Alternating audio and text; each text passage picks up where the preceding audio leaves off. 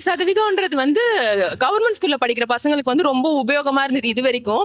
நீட்டை ரத்து பண்றேன்னு சொல்லி தான் திமுக ஆட்சிக்கு வந்தது. ஏதோ மந்திரம் போடுறேன்னு சொல்லிட்டு இப்ப வரைக்கும் மந்திரத்தை இன்னும் கண்டுபிடிச்ச மாதிரி தெரியல.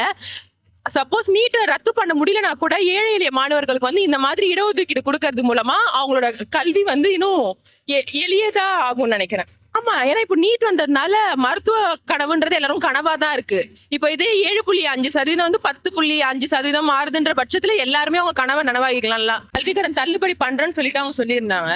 எதுவும் பண்ண மாதிரி தெரியல. இதுக்கப்புறம் வர ஆட்சியில அவர் தள்ளுபடி பண்ணாருன்னா இருக்கிற எல்லா மாணவர்களுக்குமே அது ரொம்ப உபயோகமா இருக்கும்னு நினைக்கிறேன். கல்வி கடன்றது ரொம்ப முக்கியமான விஷயம். மாணவர்கள் அடுத்த கட்டத்துக்கு போய் அவங்க படிப்புல உயர்வதற்கான முக்கிய மூலாதாரமா இருக்கும்னு நினைக்கிறேன்.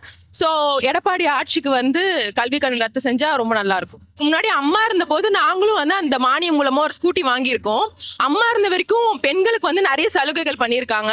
பெண்களுக்காக நிறைய நலத்திட்டங்கள்லாம் கொண்டு வந்திருக்காங்க.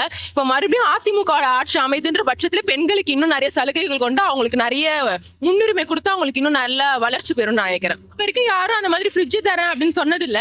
எடப்பாடி ஆட்சி வந்ததுக்கு அப்புறம் அவர் கொடுத்த வாக்குறுதி எல்லாத்தையும் நிறைவேற்றுவார் நம்புறோம். இப்போ பெண்களே எடுத்துக்கோங்களேன். பெண்கள் வந்து தோசை சுட்டு இட்லி சுட்டு விற்கிறவங்க எல்லாம் இருக்காங்க.